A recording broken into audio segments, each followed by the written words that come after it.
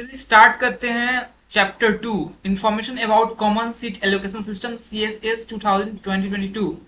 पहला पॉइंट है admission to all UG programs of UOD for the academic session 2022 to 23 will be through CSS based on the eligibility requirements stated in UG BOI and other rules as published by University of Delhi on its website। यही चीजें बार बार बताई जा रही हैं जिससे कि आपको कोई कंफ्यूजन ना रह जाए। कहने का मतलब कि जो भी एडमिशन आपका होने वाला है अंडर ग्रेजुएट प्रोग्राम का यूनिवर्सिटी ऑफ दिल्ली में, वो आपको CSAS पोर्टल के थ्रू ही होने वाला है और उस पर आपको रजिस्ट्रेशन करना पड़ेगा। एंड हाँ, जो भी एलिजिबिलिटी क्राइटेरिया है वो यूनिवर्सिटी ऑफ दिल्ली ने जो बुलेटिन ऑफ इन्फॉर्मेशन निकाला था उसमें आप पढ़ सकते हैं जाकर के। एंड जो भी यूनिवर्सिटी ऑफ दिल्ली के रूल्स हैं वो यूनिवर्सिटी ऑफ दिल्ली की वेबसाइट पे अवेलेबल हैं, तो उन्हीं के अकॉर्डिंग जो भी होगा वो फॉलो होगा। The CSAS 2022 rules stated herein will be applicable for provisional admission to all UG programs of UOD मतलब University of Delhi for the academic session 2022 to 23 only। तो इसको आप ये मत समझिए कि हर साल यही होगा। अभी इस साल जो है, इस साल के लिए CSAS लागू हो रहा है। मे भी अगले साल कोई चेंजेस हो जाए या फिर नहीं, वो तो गॉड नोज। हमें अभी इस साल पे फोकस करना है बिकॉज आपका इस साल एडमिशन हो रहा है। तो बस वही चीजें बता दी गई हैं। चलिए आगे बढ़ते हैं।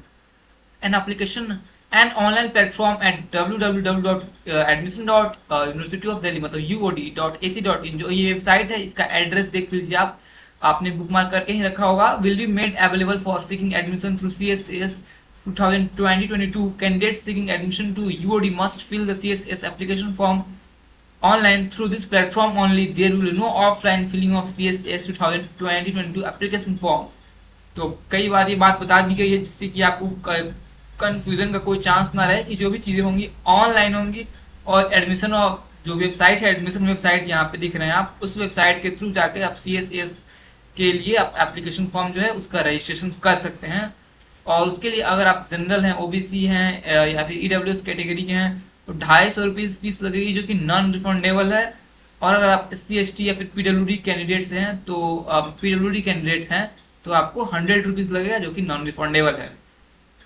एक कैंडिडेट अप्लाइंग फॉर ECA और sports quota will have to pay additional fee of 100 rupees for each quota. अगर आप स्पोर्ट्स कोटा के लिए भी अप्लाई कर रहे हो, जनरल तो आप अप्लाई कर ही रहे हो, जो भी आप अपने CUET के स्कोर पे कर रहे हो वो तो ठीक है, लेकिन उसके अलावा आप चाह रहे हो कि आप ECA के थ्रू भी करो, आपके पास एक्स्ट्रा करिकुलर एक्टिविटीज के सर्टिफिकेट्स हैं या फिर उसमें आप अच्छे हो और उसके आपने नेशनल लेवल तक उसमें कुछ खेला है या फिर सर्टिफिकेट्स अर्न किया है या फिर स्पोर्ट्स कोटा के थ्रू आप चाह रहे हो, तो उसके लिए भी अप्लाई करना होगा। तो एडिशनल 100 रुपीज लगेंगे। अगर आप मतलब जिस भी कोटा के लिए, जितने भी कोटा के लिए अप्लाई करोगे तो एडिशनल 100 रुपीज बढ़ते चले जाएंगे जितना आपको लगाना है, ठीक है। तो candidate must have passed class 12 और its equivalent from a single recognized board. Class 12 pass होने चाहिए आप तभी अप्लाई कर सकते हो। साथ ही साथ आप CUET के एग्जाम में अपीयर हुए हो तभी आप इसमें अप्लाई कर सकते हो। A candidate must have appeared in 2022 in only those subjects in which he or she has passed class 12। मतलब कि यहाँ से बहुत बड़ी यहाँ पे एक सही बात लिखी गई है। अगर आप क्लास 12 में किसी सब्जेक्ट में फेल हो गए हो और वही सब्जेक्ट में आपने CUET दिया है तो फिर वो नहीं होना चाहिए, वो फिर एक्सेप्टेड नहीं है। आप हर एक सब्जेक्ट में पास होने चाहिए और जिस सब्जेक्ट में आप पास हो उसी सब्जेक्ट का एग्जाम आप CUET में दिए हो तभी आप एलिजिबल हो। क्योंकि ऐसा हो सकता है मेरी कोई केस की कोई बच्चा फेल हो 12th क्लास की किसी सब्जेक्ट में, लेट से मैथ्स में, और वो बच्चा मैथ्स का एग्जाम दिया हो CUET में, तो फिर वो एप्लीकेबल नहीं होगा। मतलब कहने की बात सिंपल कि पास तो होना ही चाहिए आपको, ठीक है, तभी आपको कंसिडरेशन होगा। The online application process will be considered completed only after the realization of application fee. CSS की एप्लीकेशन फी आप दे दोगे तभी आपका जो एप्लीकेशन प्रोसेस है वो कंप्लीट माना जाएगा, रजिस्ट्रेशन आपका कंप्लीट माना जाएगा, ओके। उसके बाद the candidate must ensure that CSS application fee is submitted only through university of Delhi admission portal.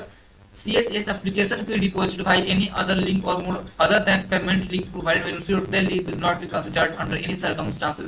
जो भी एप्लीकेशन फी है वो आप वेबसाइट के थ्रू जो आपको लिंक मिलेगा, पेमेंट का जो ऑप्शन आएगा वहीं से पे करना है। किसी अदर मीडियम से आप पे करते हो तो वो कंसीडर नहीं किया जाएगा किसी भी हालत में, ठीक है। The CSS 2022 application fee will not be refunded. ये तो पहले ही बता दिया कि नॉन रिफंडेबल है, तो भले ही कोई भी आपका सर्कमस्टांसेस आ जाए लेकिन ये फी जो है वो रिफंड नहीं होने वाला है। The candidate is advised to check satisfy all the eligibility criteria for the program which he or she is applying। तो वो कई बार मैंने बोल दिया कि आपको बुलेटिन ऑफ इंफॉर्मेशन जो है उसको पढ़ लेना है, चेक कर लेना है, और जिस भी कोर्स के लिए अप्लाई कर रहे हो आप, या फिर जो भी आपकी एलिजिबिलिटी है उस कोर्स की, वो आप सेटिस्फाई करोगे तभी आपको एडमिशन मिलेगा, अदरवाइज एडमिशन नहीं मिल पाएगा। If a candidate has applied but he does not fulfill the eligibility criteria for any program offered by University of Delhi, his or her candidature will not be considered। तो simple सी बात है, अगर आप eligible नहीं हो और फिर भी आपने अप्लाई कर दिया है तो आप नहीं एडमिशन ले पाओगे। सपोज कीजिए if candidate did not appear or was absent in a subject test paper which is mandatory required for meeting the eligibility criteria for particular program, in that case he will not be eligible for admission to that particular program।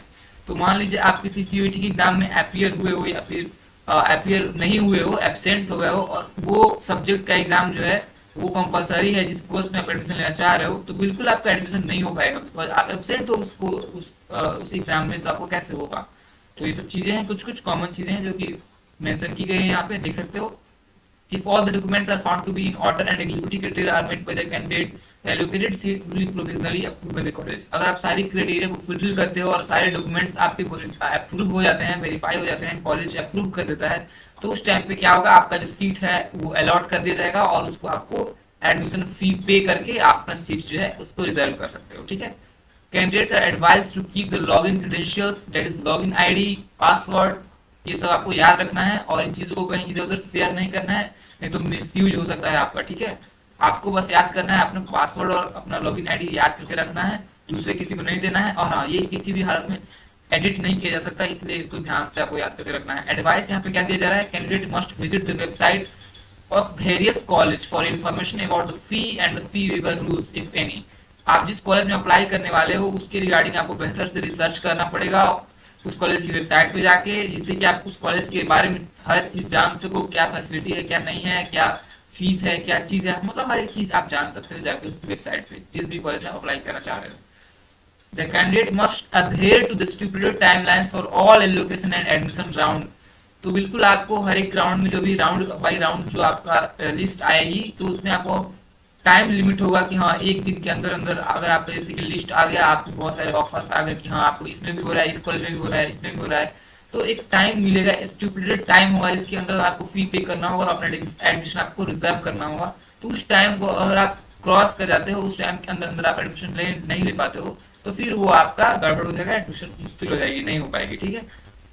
A candidate whose documents are found to be invalid owing to willful forgery act of cheating will be debarred from CS। मतलब अगर किसी भी candidate का जो है documents गलत हुआ तो भाई उसको उसके एक्ट के तहत उसको जो है पनिशमेंट भी मिलेगा और CSAS पोर्टल से वो तो बाहर भी जाएगा। तो जो ये कॉमन सीट एलोकेशन सिस्टम है वो 3 फेज में डिवाइड किया गया है। पहला फेज है कि आपको यूनिवर्सिटी ऑफ दिल्ली के लिए अप्लाई करना है। ध्यान रहे आपने सीयूईटी के फॉर्म में भी यूनिवर्सिटी ऑफ दिल्ली को सिलेक्ट किया होगा, तभी आप यहाँ पे फॉर्म भर पाओगे। अगर आपने अभी तक नहीं किया तो कर दो, एप्लीकेशन ओपन हुआ है सीयूईटी के लिए एडिट का, तो वहाँ पे आप यूनिवर्सिटी ऑफ दिल्ली को अप्लाई कर दो जाके। ठीक है। दूसरा है फेज 2, उसके बाद CSAS पोर्टल पर रजिस्ट्रेशन करना ही है। उसके बाद क्या करना है, filling the preferences for programs and college. उसके बाद आपको ऑप्शन आएगा कि प्रेफरेंस को आपको सिलेक्ट करना है, किस कॉलेज में कौन सा कोर्स करना चाहते हो, जो भी आपको सिलेक्ट करना है। और उसके बाद तीसरा फेज में एलोकेशन होगा जिसमें आपको सीट्स मिलेंगी, आपके प्रेफरेंस के अकॉर्डिंग, आपको चॉइस के अकॉर्डिंग जो है आपको सीट्स वगैरह मिलेंगी और एडमिशन हो जाएगा आपका। ठीक है। तो इस 3 फेज में होगा और अब नेक्स्ट चैप्टर में हम लोग आगे बढ़ते हैं।